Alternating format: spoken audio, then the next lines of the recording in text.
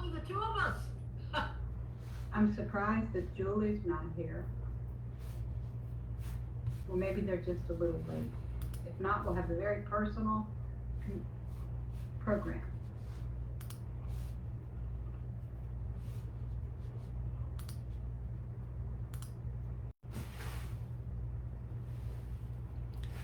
Good evening. I guess we'll get started and see if anybody else rolls in. Julie often rolls in late. As you know, I'm Ken, filling in for Laura, who's off having a good time, or at least we hope so. And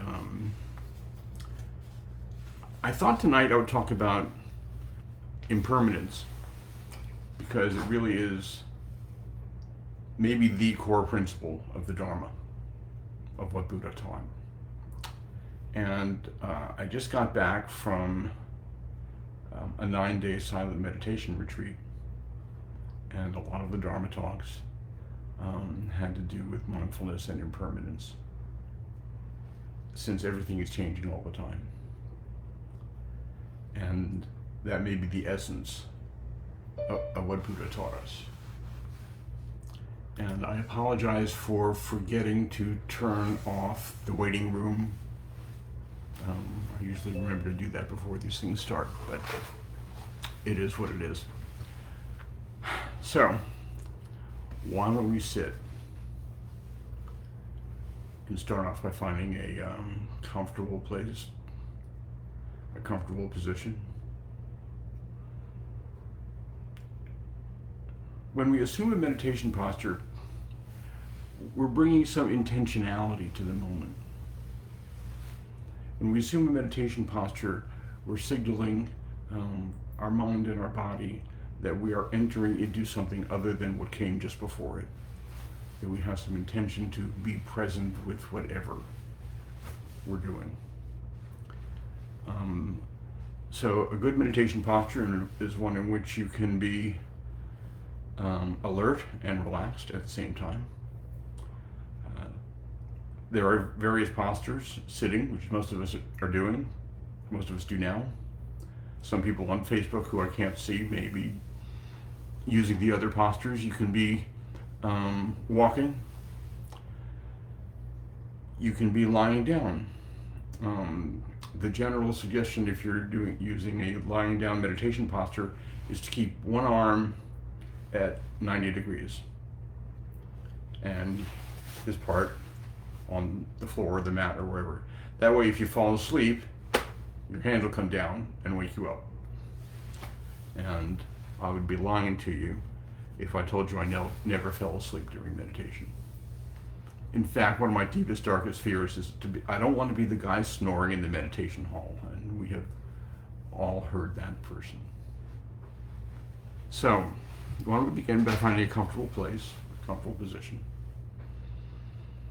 where we can be alert and relaxed, and gently close your eyes. And why don't we start by taking a few slow, deep breaths,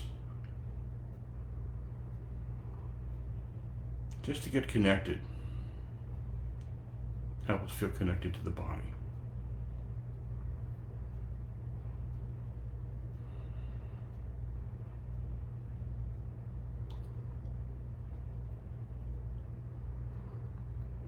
Long, slow, deep breaths in. And as you breathe out, just begin the process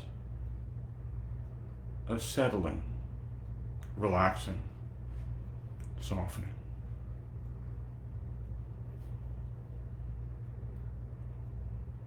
Some people on the out breath at the beginning of meditation, 2 or 3 times, just say quietly to themselves, settle.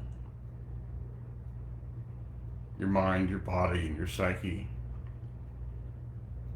can be like sediment settling at the bottom of a pool, and the water goes clearer and clearer.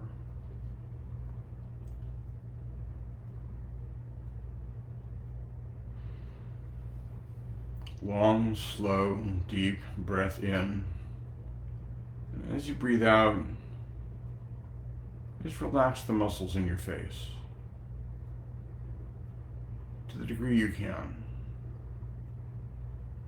Let your eyes rest in their sockets. There's nothing to see, nothing to strive for.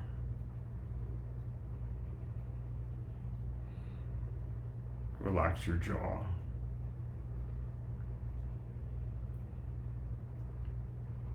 Deep breath in. And as you breathe out, relax your shoulders to whatever degree you can.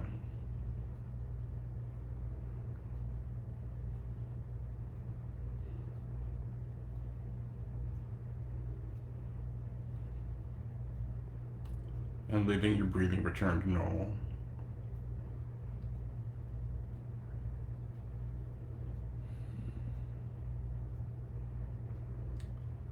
And continuing on the out breath to relax your belly, relax your arms.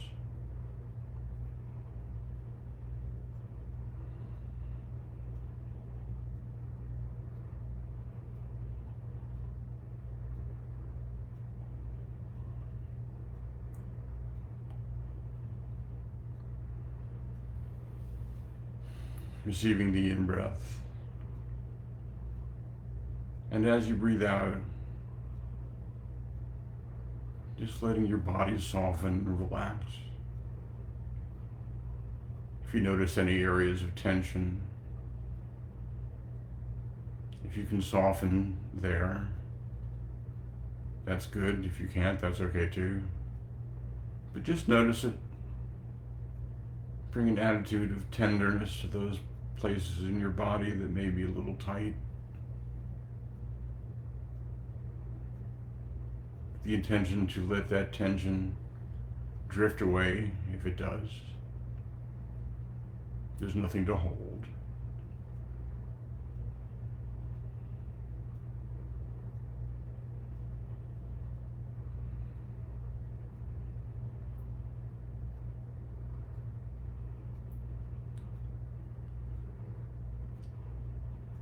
And let your attention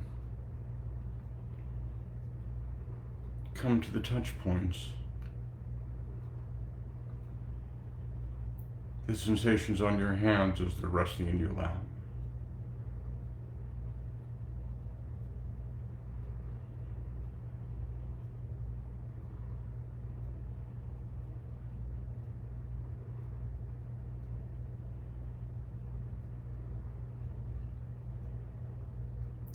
The sensations of your bottom on the cushion or the chair. Just letting gravity do its thing.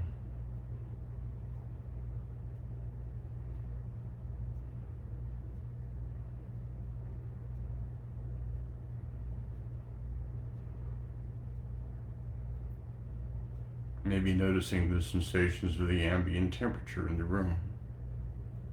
If there's any sounds, just noticing.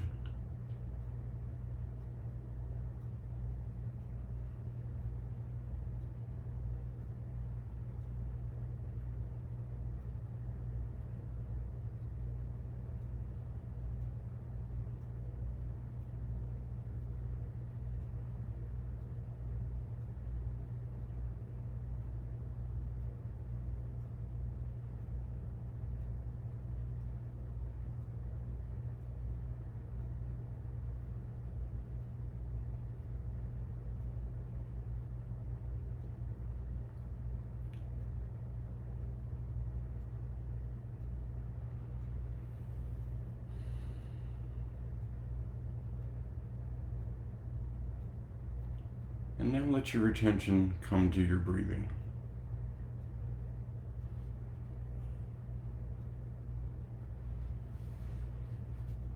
And let your focus rest there. Just the sensations of the body breathing.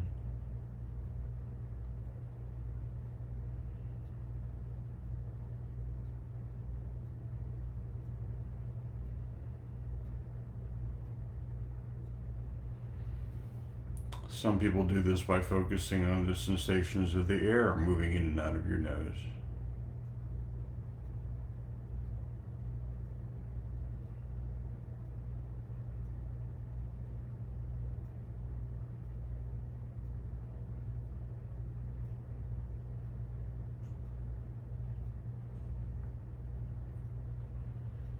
Or you can focus on the sensations of the belly, moving gently in and out as you breathe in and out.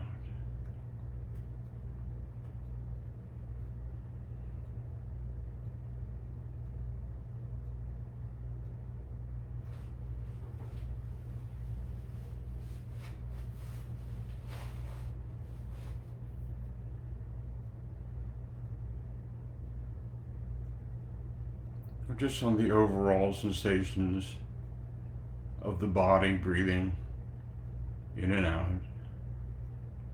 one breath at a time.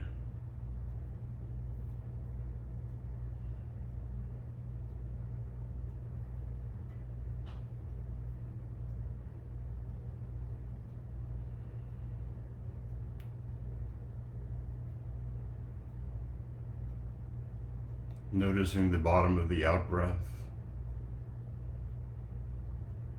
as the body transitions to an in breath.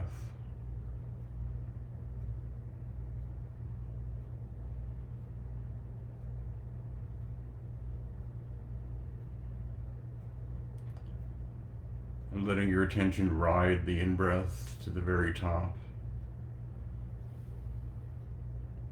And noticing as your body transitions to an out breath.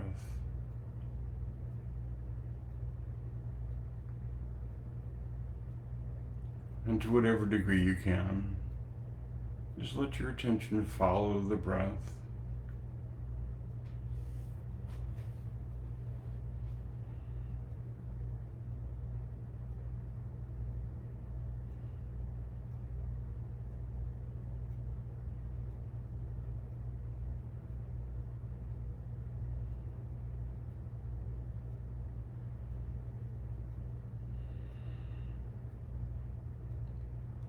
And like all things, your attention and your focus arises, abides, and slips away, and your mind wanders off.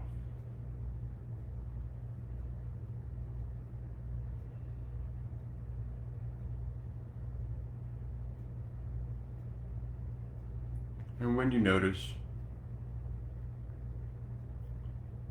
simply, gently, firmly, without rebuke or criticism, bring your attention back to the sensations of the body breathing.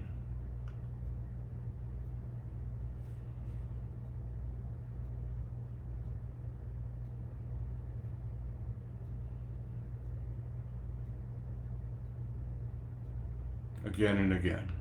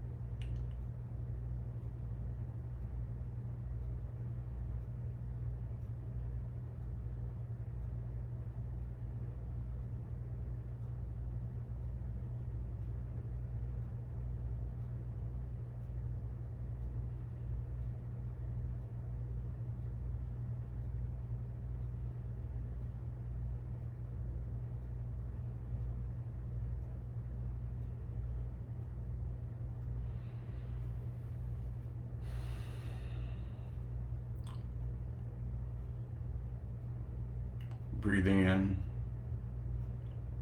aware of breathing in.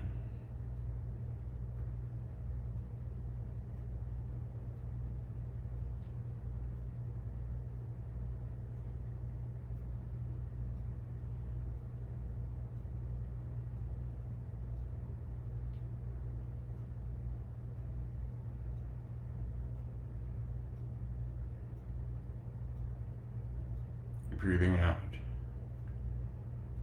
Aware of breathing out.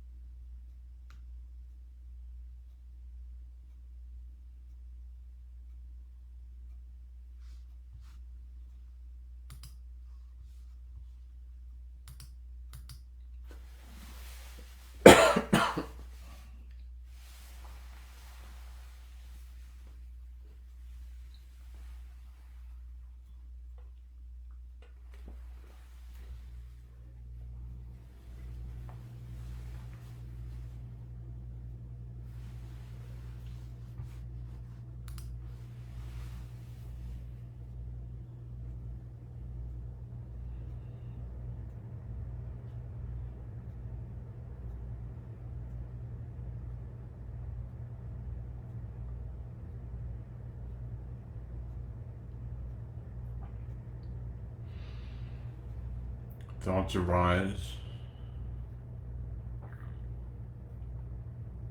and maybe without getting wrapped up in the content, just notice the phenomenon of thought. Thoughts arise. They abide. They slip away.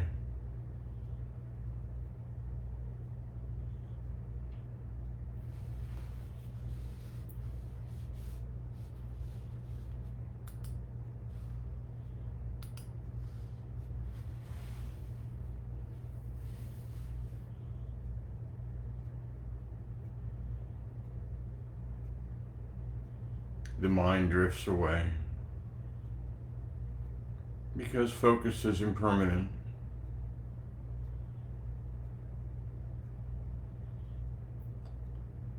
Focus abides, slips away.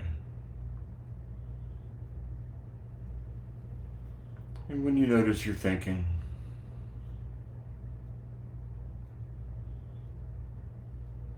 just begin again.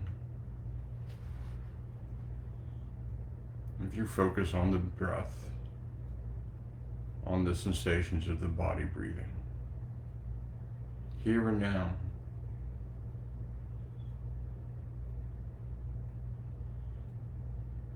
There's no real content to your thoughts because the only thing that's actually happening is you're sitting here in this moment. Thoughts come and go. Feelings may come and go.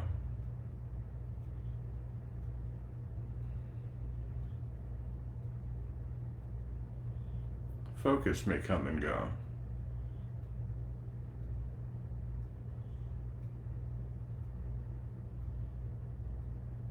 Just bring your attention back to your breath.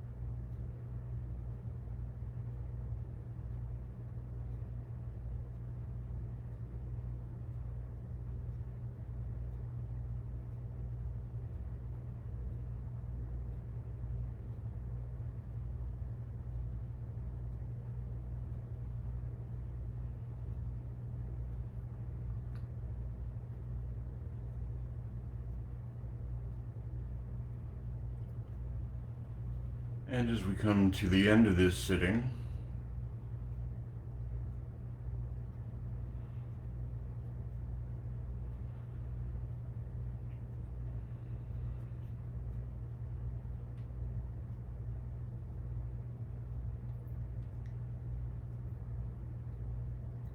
may whatever benefits we've received from this meditation help our mind settle, to help us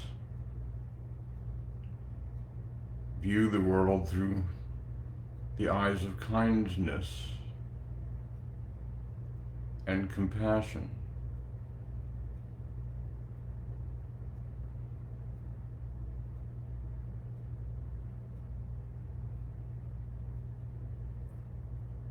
To part the veil of our thinking and thoughts, to see a mind compassionate,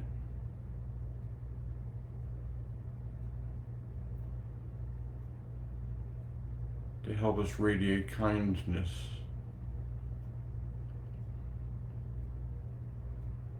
into the room we're sitting,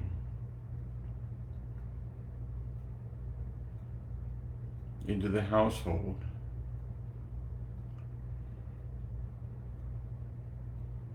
radiating kindness into the neighborhood, the houses around us, the people around us, throughout the town.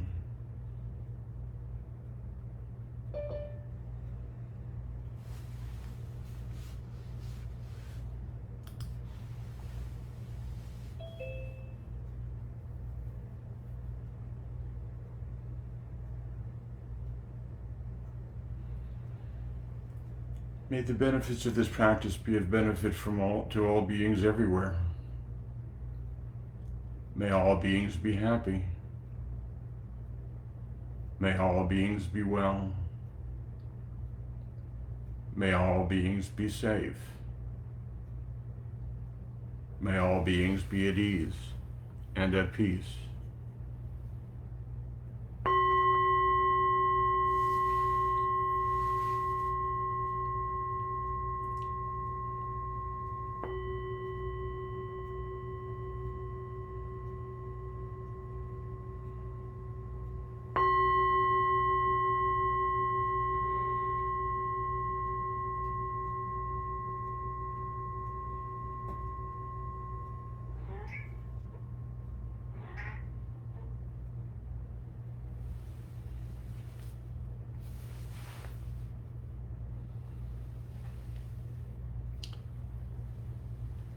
Thank you for your practice.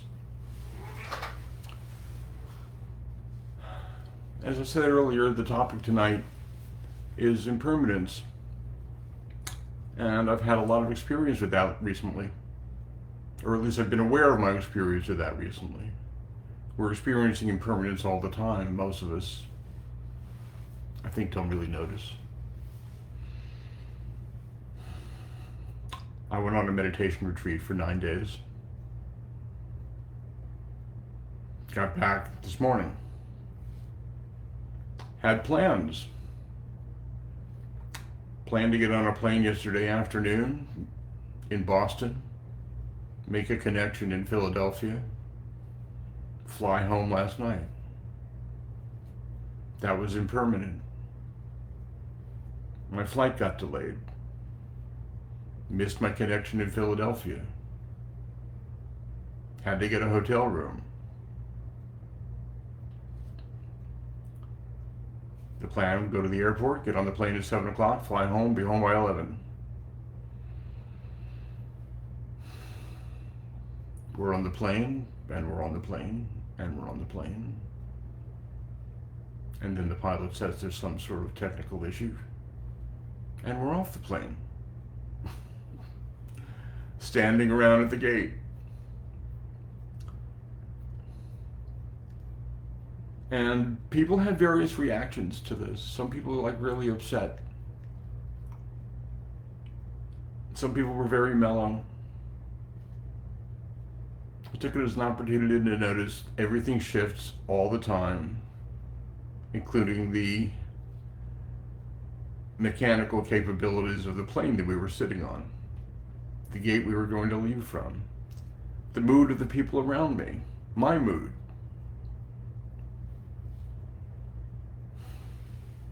Everything is shifting all the time.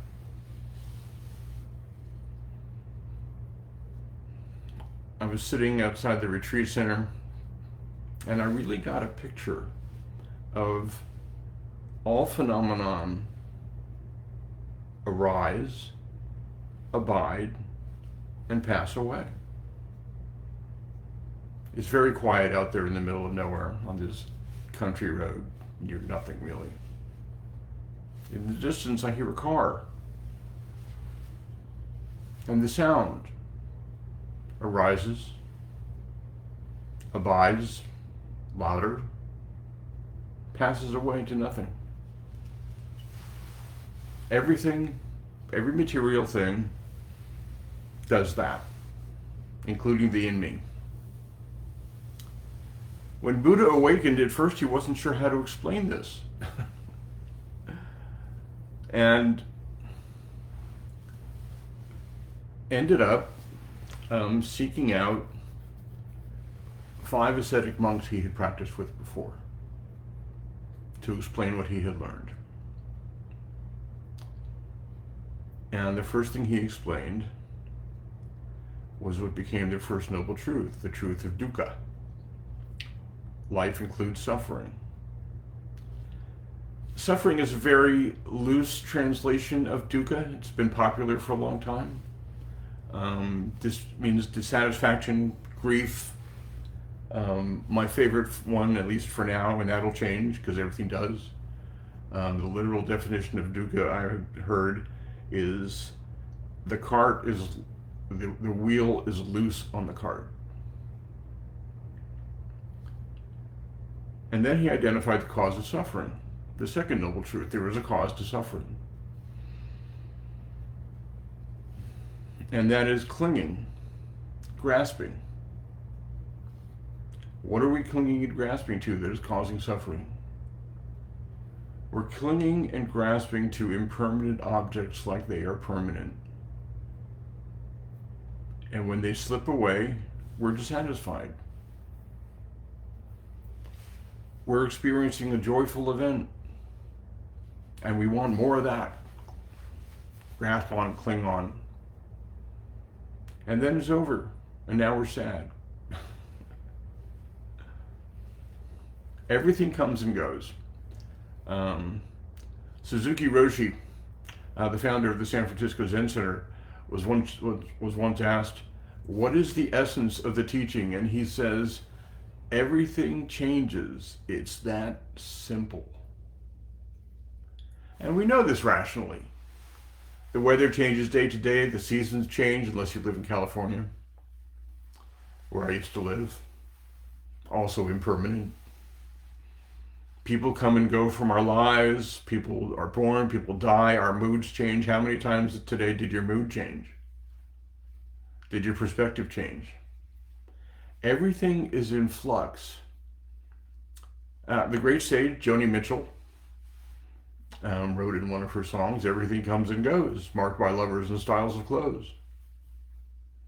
Things you held high and told yourself were true, lost and changing."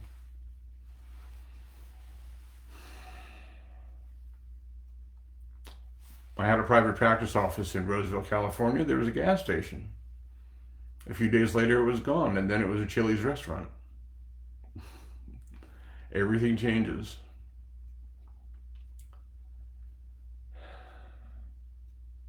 And life and everything in it is impermanent. Everything arises, abides, and passes away.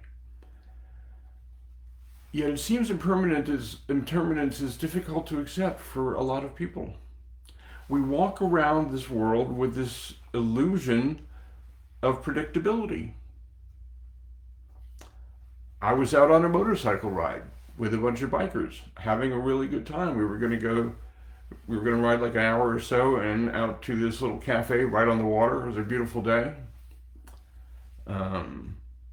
My back tire hits something on a turn. The bike flies out from under me. I'm on the ground. Plans are impermanent. Next thing I know, I'm in the hospital. Everything shifts all the time. And Buddha said the root of suffering, as I said, is clinging to things that are always changing, and it may be frightening, and it may be a cause of grief. And I was a psychotherapist for 25 years. And I came to the conclusion that that is the common thread in psychotherapy. Everybody comes to therapy because they are grieving something. They don't always language it that way. Something has changed in their life. Something has not shown up in their life. Something has shown up that they don't want. And they're grieving. And people look at the constancy of the changing landscape and it scares them. And who can blame them? Right? I mean, the planet's on fire. The climate is in disarray. Wages are stagnant. Prices are rising. Everything is changing. A year or two ago, prices were more stable and lower. In the last 20 years, we've had 9/11, we've had wars, we've had recession, we've had unprecedented political uncertainty, attempted insurrection, COVID-19. We're going along in our safe, normal, predictable, everyday lives, and one day we read in the paper something about coronavirus. None of us had ever heard of that before. Next thing we know, we can't go to a restaurant because the waiter might breathe on our pie and kill us. And then my niece died of COVID.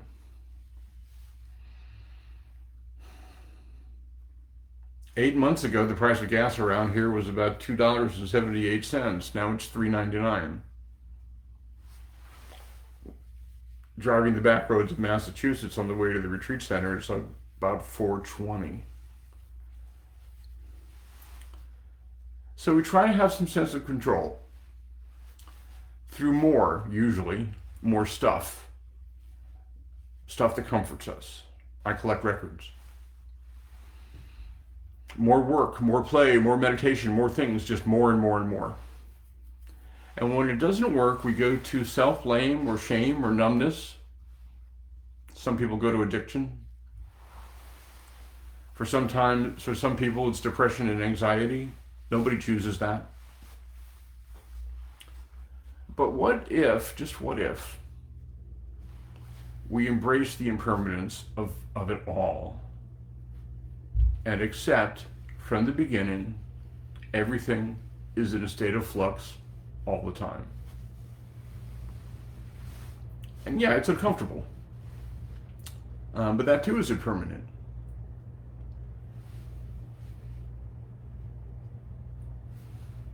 My mood changed today several times. Your mood changed today several times. The same kid who was driving Julie crazy in her classroom a week ago is now the gem of the room. Happens all the time. The conditions of the moment will change, and I have chosen to believe we'll be okay. Everything is in flux all the time, but I choose to believe that everything works out. I'm going to be okay.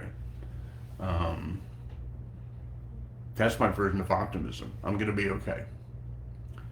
That's a completely separate issue from I'm going to get what I want, because that's just random happenstance. That's impermanent too. And it's a spiritual practice for me, optimism, because a spiritual practice is something you have to repeat. The general repetitive nature of spiritual practice. That's why we meditate regularly, for those of us who meditate regularly. It's not like we sit on the cushion one day and then we never have to do it again. We have to keep training our minds all the time because it drifts here, it drifts there. And it's easy for me to say this. And I'm not dismissing, trauma, grief, despair. These are real things and we all experience them. But mindfulness helps us see that we are still okay in the present moment. Helps us see that whatever we're experiencing will be something else later. There's a chant master named Krishna Das. You should check him out. What a voice. And he was part of Sai Baba's community. And he did something inappropriate in the Sangha. And Sai Baba said he needed to respond to that by going into this cave and chanting Om Namah Shivaya for like 12 to 24 hours. Over and over again. And sometimes he was chanting Om Namah Shivaya. Sometimes he was chanting Om Namah Shivaya. Sometimes he was really mellow and centered with it. Sometimes he was angry. Sometimes he was confused. Sometimes he was bored. And when he told that story, he said, well, the takeaway from that is whatever happens, something comes next. Something always comes next. This is especially true of states of mind, depression, anxiety, elation. Something always comes next. So a lot of us are turning to meditation. And often for some of us, meditation is like goal-oriented, to feel better, to be more focused, to be more relaxed, etc. But what about a goalless practice? What if the goal of the practice is to just sit in the moment as best we can and breathe in and out? Good enough. Keep coming back when the mind wanders off. You're really focused and centered and in your meditation of the moment, and your mindfulness arises. And the next thing you know, you're rehashing a conversation you had in 1996 for no apparent reason. Or for me, my mind has a jukebox. It plays music. And this happened on the retreat. There was a woman sitting in front of me who one day wore an Alice in Wonderland t-shirt. And my mind immediately started playing Jefferson Airplane. One pill makes you larger, one pill makes you small. And the mind just does that. It drifts around. So mindfulness is also impermanent. It arises, it abides, it passes away. Like everything else. In fact, the repetitive nature of spiritual practice is the perfect demonstration of impermanence. We can actually see the mind shifting all the time.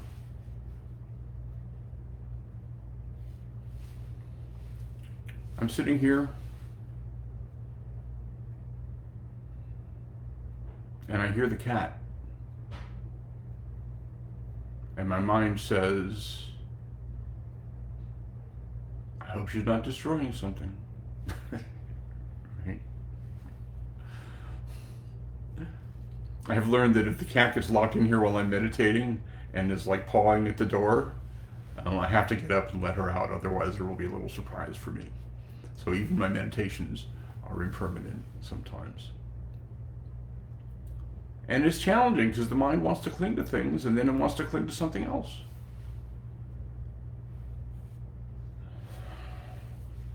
And the truth is, the mind defaults negative. There's actually evolutionary neurobiology behind that. So if you find yourself lapsing into negative thinking, don't beat yourself up for that. Well, don't beat yourself up for anything. The mind is wired for that. The mind defaults negative, so we have to feel like we have to cling to our okayness. But what if we don't?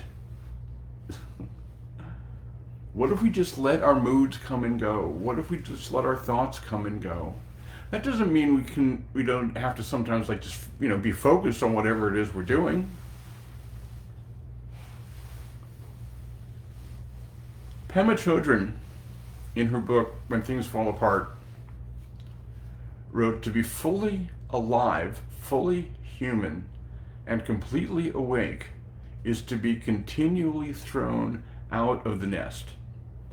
To live fully is to be always in no man's land to experience each moment as completely fresh and new. Because it's going to change. During the retreat, one of the teachers was giving a talk on this subject, impermanence, and she referenced a woman from the 1700s who, in Japan, named Tijasu, I probably mispronounced that. She was in abject poverty. You know, there was no social safety net at the time. She had nothing. She begged for food. She was born with a hip deformity, so she was in pain a lot and walked with a cane and was attached to her sense of well-being as not being there. And then she met a monk and started hanging out with this monk. Started hanging out in this monastery. And she wrote, standing on the small porch, the person who wrote about her wrote, standing on the small porch, she saw the shadow of a little wren across the footpath, followed by the shadow of a hungry crow. And she saw that the little wren arose, abided, and fell away. And then she saw that arising arose, abided, and fell away. And that abiding arose, abided, and fell away. And that falling away arose, abided, and fell away. She saw that knowing this abided, arose, abided, and fell away. Then she knew there was nothing more than this, no ground, nothing to lean on stronger than her cane, nothing to lean upon at all, and no leaning. And she opened the clenched fist in her mind and let go and fell into the midst of everything. That's from a book called Women of the Way by Sally Tisdale. It's a book on early Buddhist women. So, whatever is going on with you right now is going to come and go. Whatever you're struggling with right now is also going to come and go. So, I invite you to remind yourself as often as you must, which is very often. I mean, people in this group have heard me reference Jeannie Dupro's essay on that. She says, and so I remind myself as often as I must, which is very often. Something always comes next, and you get to choose whatever you want about that. I choose to believe that things will be well. Thank you for your kind attention.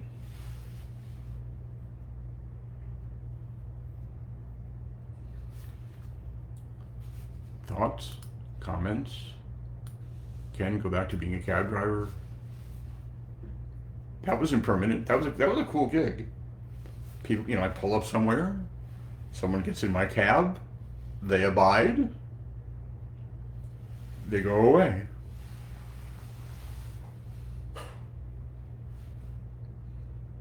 I can see how that would be. Am I muted? No, I hear you. Okay. I really appreciate this reminder because we all know that things change, but it's one of those things that we just keep fighting against. And what I'm thinking tonight is some things abide too long. And it's the same idea. If you want to get rid of something, it's the same idea as wanting to hold on to it. You're still not letting things go, letting things happen. But you might have related experiences when you had your motorcycle accident. Mm-hmm. Didn't you feel like, why can't this pain go, or why does it have to last so long? Funny you should mention that, because I was on the retreat. What you do on these meditation retreats is you essentially spend the day alternating between sitting and walking meditation.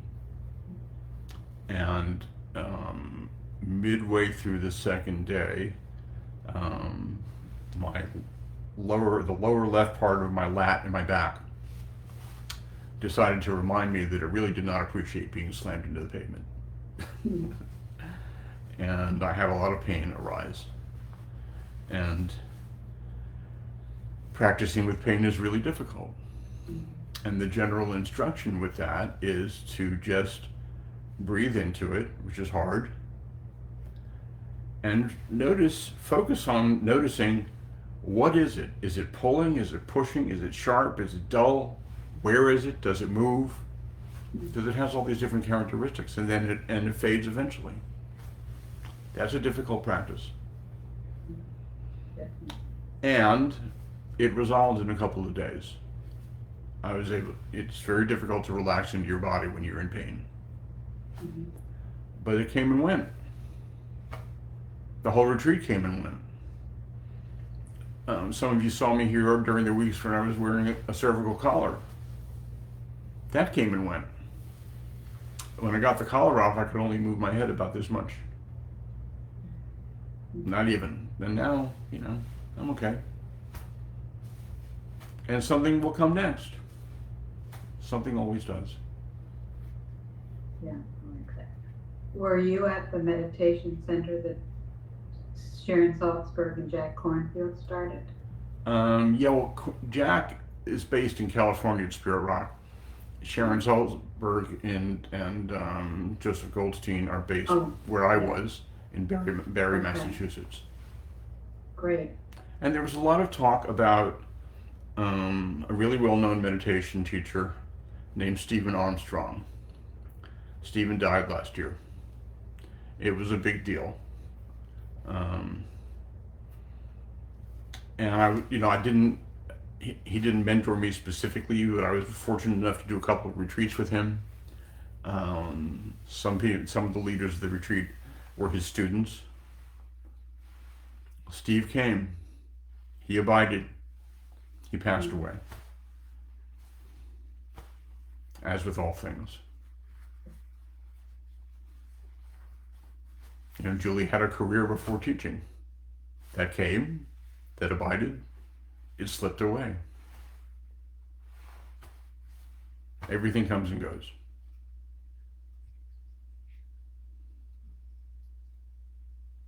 Yeah, thanks for that, Ken. And it's a very good thing to reflect on. I think of that often, how things come and abide and go away and fall away, and it's something we all know it, and it's just like I was at the gas station and I heard the Carly Simon song. I know nothing stays the same, but if you're willing to play the game, it will come around again. I hadn't heard that song in years and years, but it just really struck me in that moment. It's like, whoa, that's such a profound truth, isn't it? So I have the radio station in my head too. Sometimes it plays certain songs. It's unpredictable, isn't it? It is. And I told my husband, you can control your thoughts. They arise and out of nowhere. And, he was like, yes, I do. I definitely control my thoughts. I said, no, you don't. Otherwise, you wouldn't get songs stuck in your head that you don't even like sometimes. And then he had to think about that for a moment. Yeah. But, that does happen sometimes. But there are many other thoughts that come into your mind. I said, you won't want to think them, right? So, but I was wondering, like, when you're in a big meditation retreat like that for 9 days, does it feel any different after a few days? Like the experiences you have in meditation, or is it pretty much the same as what you would normally have on a day-to-day basis? Or do you have any like insights during these meditation retreats you might not normally have? I'm just curious because I've only been on Laura's 4-hour, half-day retreats. I've never been on one that was like multiple days. The answer is yes to all of it and no to any of it. one of my teachers, a guy named John Travis, who, John had a stroke. He's not teaching right now, so his teaching came by described a meditation retreat as you turn off all the noise on the outside world, all the noise on the inside world gets louder. It's true. The first couple of days of retreat, the mind feels really chaotic, and just all kinds of stuff can come to the surface. And I worked in pop radio in the 70s. Need I tell you? Right? Most of you probably haven't thought of Leo Sayer for more than 40 years, but he showed up in my head with that dumb song. So the first couple of days, it's kind of chaotic like that. And people who don't have experience with retreats tend to think they're doing it wrong, because there's this myth that we're going to go off on retreat and we're just going to get settled. But the mind does start to quiet. And I've had some really profound experience of the vastness of the mind on retreat. But don't cling to that. It comes and goes. A monk goes to the master and says, I was meditating and I felt my mind blown open and I was at one with the entire universe. And the master said, did you remember to keep breathing? So stuff arises on these retreats, and don't cling to it. I hope I answered your question. Yes. I came back much more. Look, if I was going to get stuck in Philadelphia, I like Philadelphia. I've spent time in Philadelphia, but if I was going to get stuck in Philadelphia overnight with none of my stuff, by the way, because my baggage went on to Tampa, and then have to get up at 4 o'clock in the morning to catch a plane that was delayed and get off the plane and get on the plane. I'm so glad I just spent 9 days meditating, because I was really, really mellow.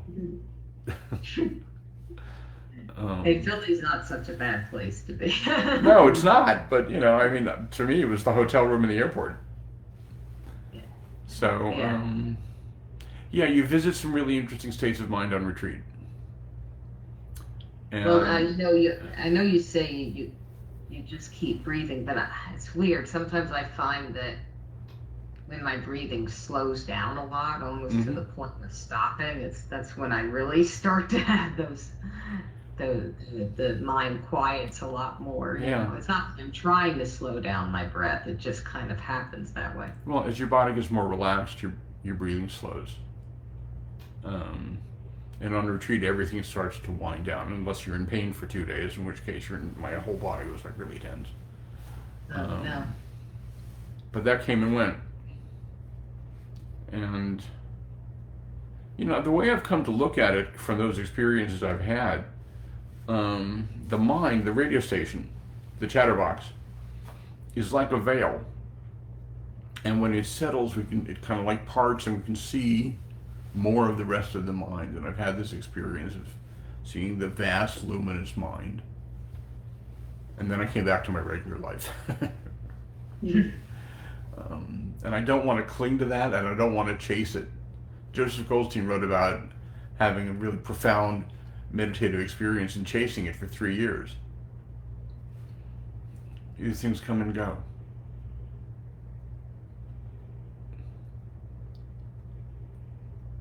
Did I answer your question? Yeah. Okay. Yeah. You did. Sometimes I never know. I'm glad you're back. Me too, thank you. It's nice to be home. Even though clear skies and 75 degrees out in the woods in rural nowhere, Massachusetts, and back to 95 degrees and humid in Gulf Coast, Florida. Yeah. So, hey, and that's impermanent too, because 4 months from now, we'll be complaining that it's cold by Florida standards and raining too much. And then 4 months after that, everybody will be bitching about the heat. Everything comes and goes.